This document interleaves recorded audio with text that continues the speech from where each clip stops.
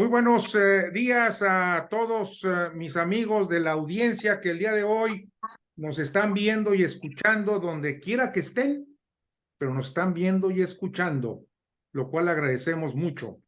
El día de hoy continuamos con la segunda parte de la entrevista con Abel Guerra, que la semana pasada estuvimos platicando la mayor parte del tiempo, por no decir todo, sobre el aspecto de la seguridad y sobre todo de las experiencias que Abel tuvo en lo personal y en su familia, en confrontaciones con la delincuencia organizada y que lo cual pues evidentemente afecta mucho, pero también sus experiencias en el ámbito público sobre este tema tan delicado que preocupa y sobre todo lacera, créanmelo, a todos los segmentos de la sociedad. No nos salvamos nadie.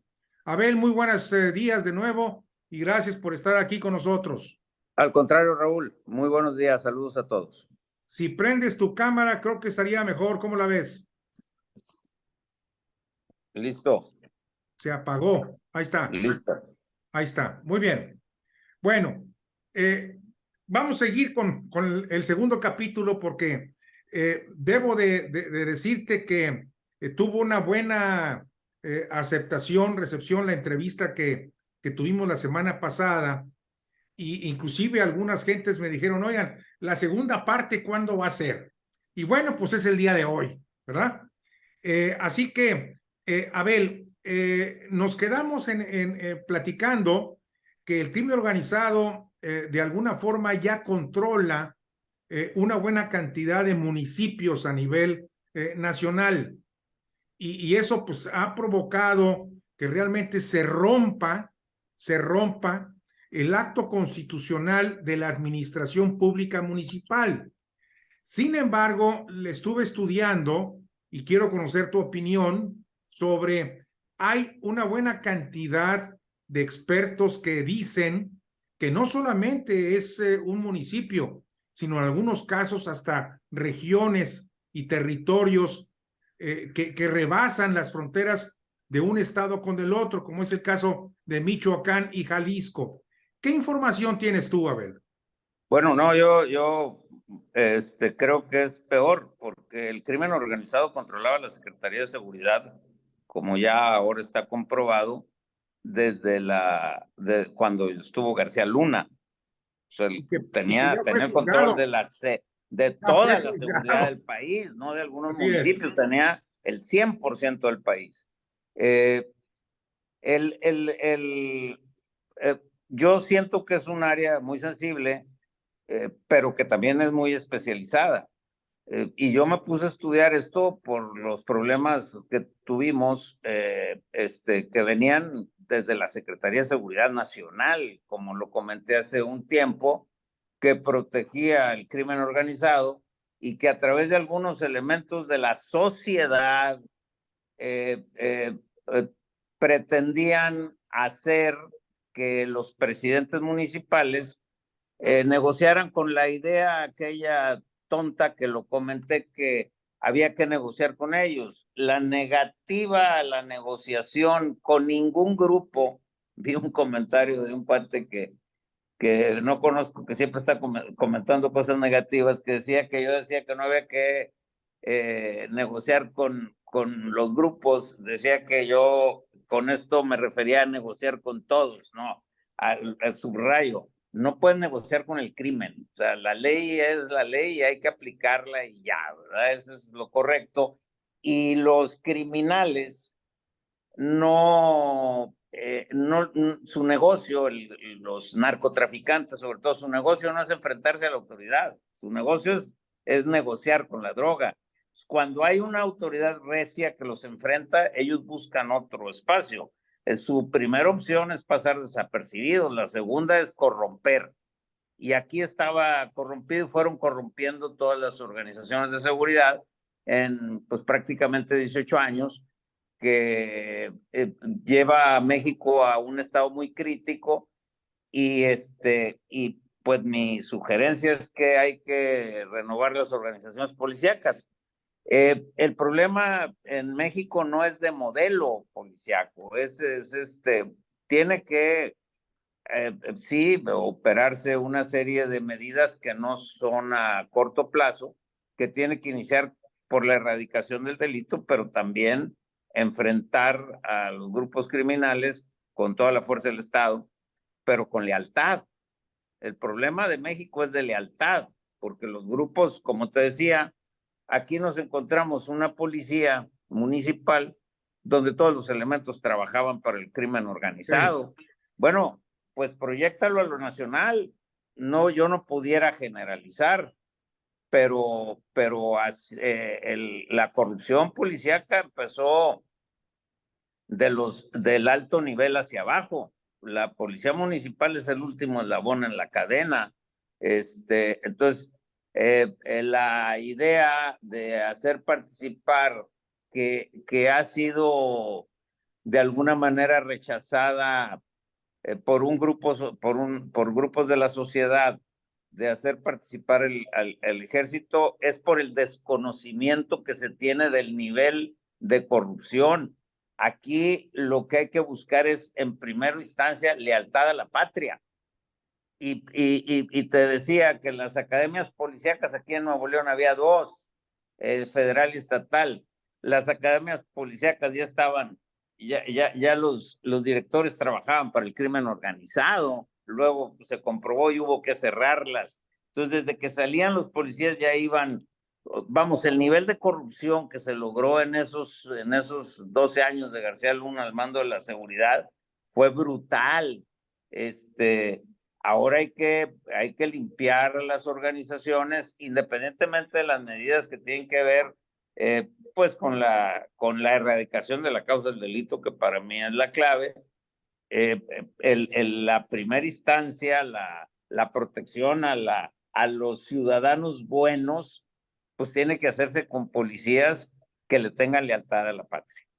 Y ahí fue donde se encontró, aquí Escobedo, que de ser la peor policía pasó a ser una de las 5 mejores del país. La solución fue militares, pero antes de ponerles el uniforme de policía, darles el título de policía. Claro. Militares en retiro. Te platico porque esto debe proyectarse a nivel nacional. Esa es la solución. Mira, encontramos en el ejército un nicho, pues que es un diamante en bruto, que son los militares en retiro. En México, los militares se dan de alta por razones no por vocación castrense. Es por resolver su problema de vida en las regiones donde no hay otra opción. Son tradiciones familiares y ya saben que si trabajan 20 años duro, esto es algo que la sociedad no conoce a fondo. Si trabajan 20 años duro, a los 20 años los jubilan, entre comillas. Un militar nunca se jubila, pasa a ser de la reserva del ejército, sigue siendo militar, siguen respetándole los grados, siguen recibiendo sueldo y prestaciones, pero por razones físicas ya no pueden estar dados de alta y están en su casa bajo el control del ejército. Tienen la opción de trabajar en otra área, con la condición de que si el ejército los necesita, tienen que regresar. Entonces, imagínate un cuate de 38 años, porque se dieron de alta de 18, en el peor de los casos. Tiene toda la pena todavía. Está todavía en edad de trabajar, pero además tienen que ser oficiales, porque por las reglas del ejército, si no ascienden en determinado tiempo de grado, causan baja del ejército. Entonces, el que llega a 20 años tiene que ser teniente. Son oficiales. Entonces, a esos cuates se les contrató, se integró una academia policíaca con la Universidad de Durango, que tenía la carrera policial, porque sabíamos cómo estaban las academias aquí. Se les tituló de policías y entonces se pusieron el uniforme de policías y empezaron a trabajar como policías. Y ellos no es que sean infalibles, tienen mucho que perder, porque si cometen un delito, causan baja del ejército y pierden lo que sembraron en 20 años, amén de que en esos 20 años les dieron ética, les dieron civismo, que ya no tenemos en la escuela, y, y lealtad a la patria. Entonces, te platico un ejemplo. Estaba la policía perfecta, ya trabajando muy bien en la zona, en la crisis que tuvimos en Nuevo León, la zona metropolitana era un polvorín, aquí no, y se contrataron a unos policías de la academia por una debilidad, por sensibilidad o piel sensible de mi esposa, que era la alcaldesa, porque la estaban criticando que no tenía un policía por cada mil. Hubo un último atentado, el número 13, contra ella, el número 13 contra la familia, incluso el secretario de Seguridad. Y, se detuvieron, ya había mucha tecnología, se detuvieron a los que atentaron y traían complicidad con 8 policías municipales, ya la policía renovada. Los 8 policías venían de la academia. Y eso nos platicabas la vez pasada. Entonces, es terrible, es terrible. ese es el cuento nunca acabar. Entonces, por eso la Guardia Nacional se integró con, no hay militares en retiro para sustituir a gran parte de los federales. Yo no puedo acusar a todos los federales, pero se pensó en la Guardia Nacional como un grupo de élite, en la Policía Militar como un grupo de élite para integrar a la Guardia Nacional. Pero ahora hay algunos problemas sociales que hablan de la militarización. Bueno, pues la militarización a lo mejor no sería la opción, es la única que queda, ¿eh?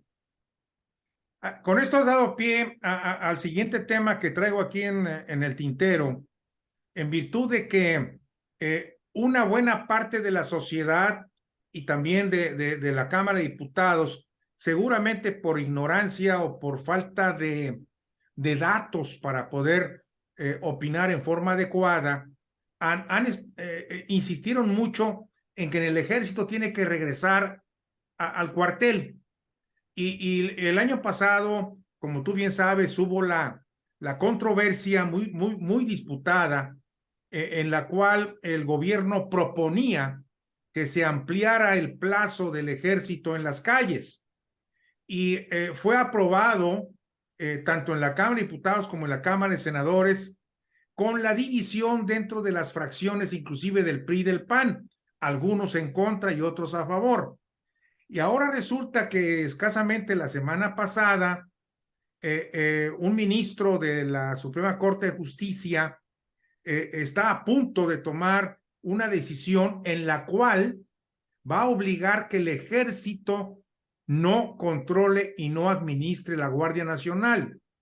Si esto llegara a suceder, déjame hacer un paréntesis, ¿sí?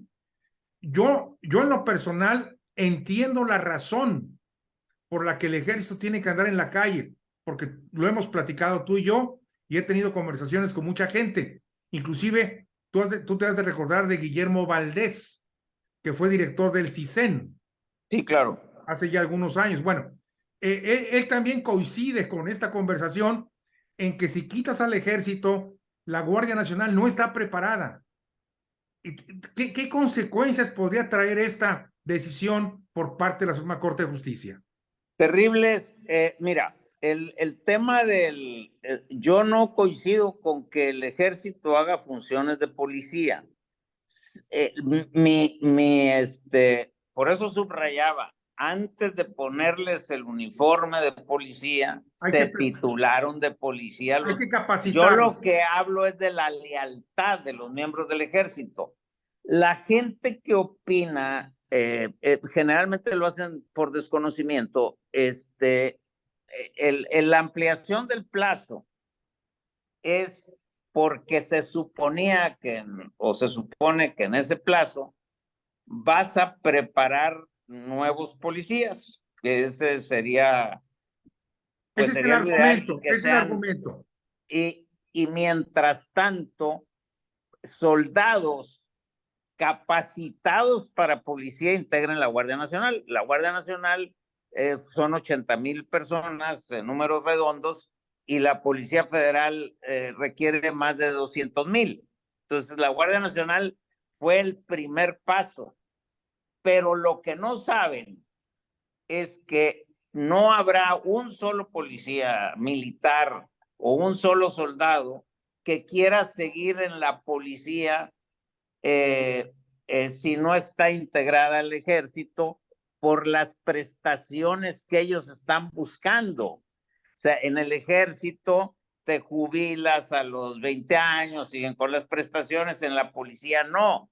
Entonces, decirles a los soldados, bueno, ahora ya no van a ser soldados, van a ser policías, es lo que hace muy difícil el que se pueda, el que se pueda dar esta Yo creo, Abel, solución. que aparte de ese tema que tú acabas de señalar puntualmente, también existe la duda por parte de los mismos militares quién me asegura que yo voy a tener un protocolo y una operación adecuada en la vigilancia junto con la Guardia Nacional, porque no la hay a final de cuentas. Sí, sí, el tema es que la Guardia Nacional pues es un organismo policíaco que se supone deberá ser civil una vez que pasen las prórrogas, pero se tuvo que integrar así porque cómo agarras de un día para otro, cómo consigues 300,000 gentes o 250,000 O sea, gentes es un capacitadas. problema de tiempo para capacitarlos, Por prepararlos, supuesto. ¿verdad? Entonces agarraron a la policía militar, la capacitaron de policía y esa es la base de la Guardia Nacional. No han podido terminar porque no hay aspirantes suficientes de preparar nuevos policías, pero además de la preparación tiene que ser una vigilancia permanente sobre sus niveles de vida y todo eso, porque es un área muy susceptible a la corrupción, ¿no? Ahí vuelves a tocar otro tema que comentamos la semana pasada, pero que vuelve a relucir. Es decir, tú usas y subrayas la palabra lealtad y ese concepto es fundamental, ¿verdad? Sobre todo en esta área. Entonces, en primer lugar, no hubo plazo suficiente para que se pudiera armar una Guardia Nacional capacitada, preparada, bien entrenada, con objetivos muy claros, con protocolos establecidos, etcétera, etcétera. Tuvo que mezclarse con los militares.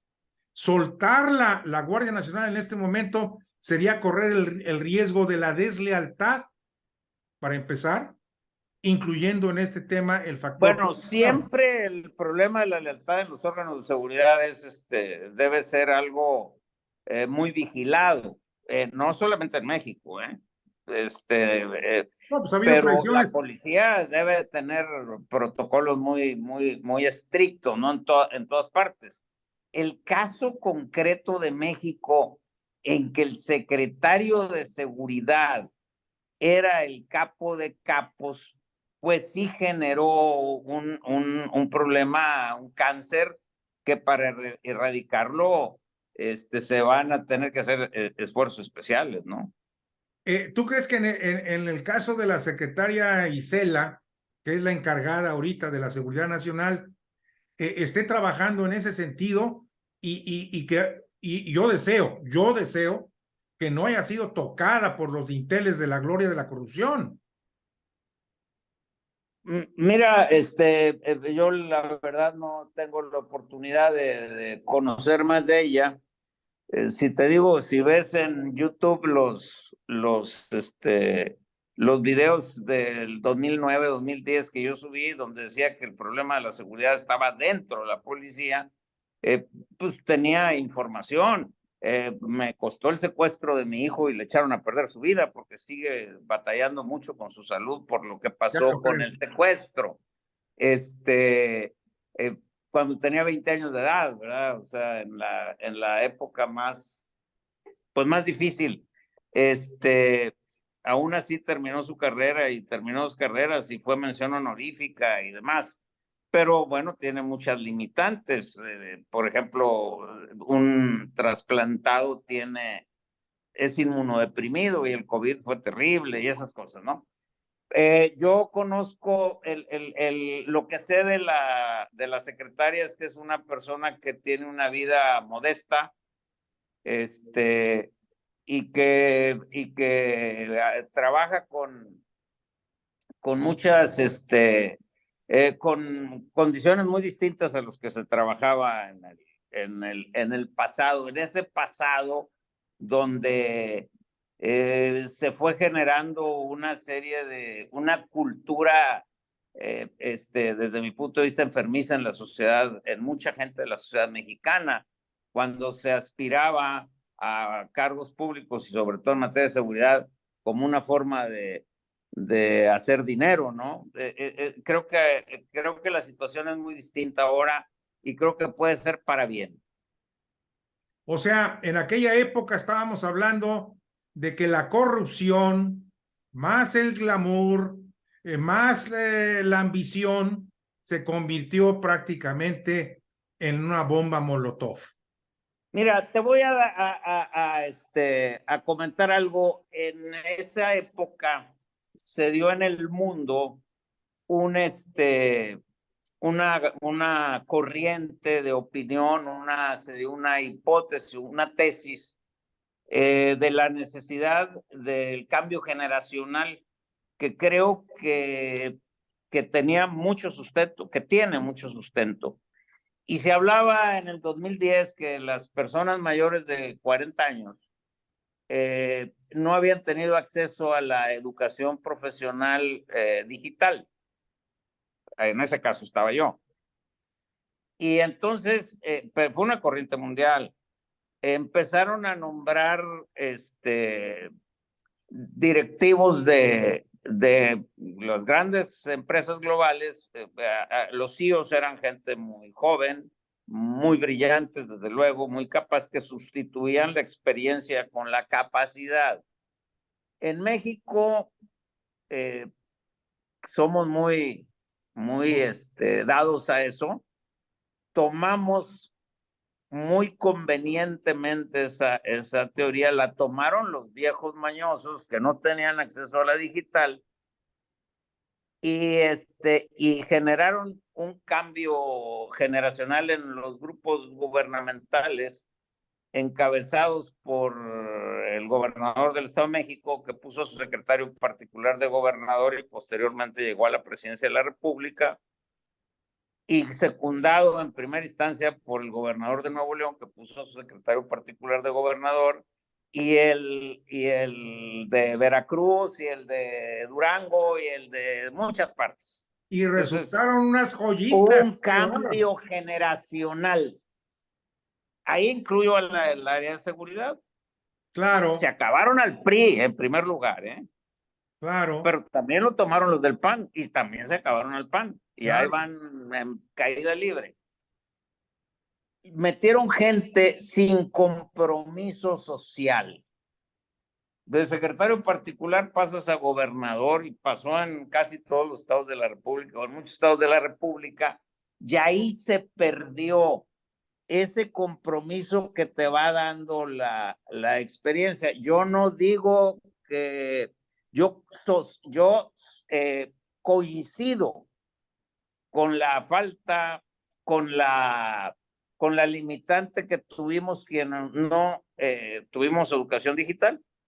Fíjate que como arquitecto te digo que un proyecto que a mí me cuesta 15 días hacerlo, mis 2 hijos mayores, hombre y mujer, que son arquitectos, lo resuelven en media hora. O sea, Claro. coincido, y además lo mío, lo que yo produzco es un dibujo y lo que ellos producen es un render que parece que es la fotografía del edificio ya construido y lo recorres por dentro. O sea, la verdad es que tiene mucho sustento la hipótesis, pero en México no se utilizó con jóvenes brillantes.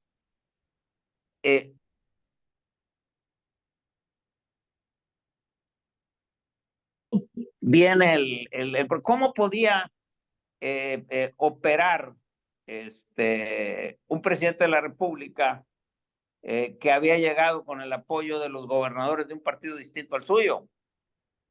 Claro, ¿Cómo podía operar en contra de los gobernadores corruptos? claro. Yo hice una cotización para desasolvar el río Santa Catarina después del Alex en 60 millones de pesos, utilizando el material de Asolve como material para la reconstrucción de la ciudad después de la destrucción que generó el Alex, ahí mismo convirtiéndolo en arena, en grava, en concreto, en asfalto, etcétera. Era un proyecto que yo me gustó mucho y costaba 60 millones desasolverlo. Pagaron 1,200 millones por el desasolve. Pues es que Ese es el problema. no había Y ese negocio contigo, problema, Abel. mandé, No había negocio contigo. claro, era gratis. Los 60 millones era el retiro del escombro. Lo que sucedió, te hablo de una cosa ajena a la seguridad. Así sucedió en todas las áreas. Claro, En la claro, seguridad lo sentimos más porque es un área muy sensible. claro. Pero así está, recoger el mecate no va a ser cosa de Bueno, poco tiempo. pero fíjate, Abel, lo que tú estás El tema poniendo, debe ser, para discutir más, es el cambio generacional. Eso es lo algo que de tú mucho acabas fondo. de plantear en esta explicación me lleva a la siguiente reflexión. Lo mismo les está sucediendo a los cárteles, no solamente en México, en el mundo. ¿Por qué? Porque cuando los cárteles empiezan, y tú lo explicabas en la plática anterior, que eran grupos que ocupaban el trasiego para llevar la droga, ya sea desde México, desde Colombia, donde fuera, era el trasiego. Ya después, cuando se endurece la frontera con Estados Unidos, pues empiezan a perfeccionarse y se convierten en introductores ilegales de la droga, ¿verdad? Y también a comercializarla en el mercado norteamericano. Pero ¿qué es lo que sucede ahora? Para esto, en esas dos etapas, se requerían mucha gente, territorios o terrenos muy amplios para poder sembrar la amapola, la marihuana, lo que sea, cosecharla, empacarla y después mandarla. Ahora, con la droga sintética, Abel, esto ha cambiado radicalmente. ¿Por qué? Porque se puede fabricar la droga sintética en casas, en pequeños lugares. Y esto lo pueden hacer aquí en Nuevo León, en Monterrey, en Escobedo, en San Pedro, donde sea, o lo pueden hacer en San Antonio, en Chicago, en Atlanta, en pequeños lugares y fabrican esta droga sintética. O sea, ellos también están evolucionando y se van a enfrentar a problemas de violencia entre ellos mismos, porque no es lo mismo con controlar un cartel que controlar una gran cantidad de células que van a estar vendiendo, fabricando y vendiendo y poniendo a disposición de mercado en las esquinas. Y peleándose el mercado. Ese ha sido el problema. Mira, en el caso concreto de Nuevo León, en la crisis del 2009-2010, se da por la división de los cárteles. Es tan interesante San Pedro que los cárteles tenían acuerdos entre ellos y tenían dividido a Nuevo León en dos mitades. Una mitad era San Pedro y la otra mitad era el resto del estado, por la concentración económica, ¿no? Claro. El San Pedro lo tenía Sinaloa, y el resto el cártel del Golfo. Cuando se divide el cártel del Golfo entre Zetas y Golfo, es cuando se da la crisis, porque mientras el Golfo se dedicaba al trasiego, los Zetas eran sicarios. Y entonces, para poder financiar la guerra entre sí, se meten con la sociedad civil y empiezan al cobro de piso, Secuestro, extorsión. secuestro, a delitos que dañan mucho más la situación familiar, ¿no? Entonces, ese problema entre células, ese problema entre grupos, afecta mucho a la sociedad, efectivamente. Muy Y bien, tienes razón, pues ahora el problema del fentanilo es lo que señalas, y además es una droga que se usa para fines médicos, así para es, ciertas cosas con prescripción, y que se vende en las farmacias, y entonces hay quien hace mal uso de ella, ¿no? así es. Abel, antes de irnos, me gustaría que nos comentaras brevemente un tema que no está ligado directamente a lo que hemos venido conversando, pero que a final de cuentas lo une la corrupción, que fue el gravísimo caso de la gente que se murió quemada en el lugar allá en Ciudad Juárez de los migrantes, porque ahí también hay corrupción y lamentablemente la corrupción es la que acabó con esas gentes y que los mismos miembros del Instituto Nacional de Migración se han convertido pues en traficantes de los migrantes. ¿Qué opinas? Pues no, fíjate que no es un caso que no conozco, pero pues lo he seguido por la prensa. Estoy, este, pues estoy, eh, pues con ánimo, porque veo que están castigando a funcionarios de este gobierno en el mismo gobierno. Siempre nos habíamos acostumbrado a ver que hasta que no terminara el gobierno se encontraban hechos de corrupción del anterior. Por ahí en alguna chat donde tú también participas, vi que alguien señalaba el caso Segalmex. El caso Segalmex para mí es ejemplar, porque, porque el mismo gobierno, en el mismo periodo, Así es, consigna un acto de corrupción. Y aquí, pues ya están investigados por la Fiscalía los funcionarios de más alto nivel del área de inmigración. Si lo comparamos esto con el caso de la guardería aquella de Sonora, sí. No, fue de Chihuahua, ¿no? Ah, de no, Chihuahua. No, la no, no, guardería fue de no, Sonora, no, fue de creo. Sonora, perdón, fue en Sí, Hermosillo. sí, andaban investigando al exgobernador Burs como 2 o 3 periodos después, ¿no? Y No en el mismo el que acabó momento. como en la cárcel y todo, bueno, no en la cárcel, acabó castigado, fue Orcasitas, ¿te acuerdas? Sí, claro. Sí, sí, sí. Era el director del Seguro Social, Pero hasta el pero no, siguiente pero fue hasta el siguiente periodo. sexenio, sí, No, claro. no actuó el gobierno en ese. Fue el mismo caso de la señora Robles Sí, con la gran estafa, ¿verdad? ajá. Terminó el periodo de Peña Nieto, no pasó nada, y hasta el siguiente que vino el de López Obrador fue cuando la señora va a parar a la cárcel y después sale exonerada, Así es. ¿verdad? Bueno, mi querido Abel, pues te agradezco mucho la conversación, como siempre, muy interesante. Déjame ver qué formato puedo crear, porque creo que valdría la pena seguir platicando de tal forma de que mantengamos informada a nuestra audiencia, pero en un formato en el cual sea así disruptivo, que sea muy creativo, pero ya te compartiré cuál sería la idea. De momento te agradezco mucho y te mando un abrazo y un saludo con todo afecto. Saludos a la familia, por favor, Raúl. Igualmente por Saludos a allá, todos. Abel. Gracias. Gracias. Bye.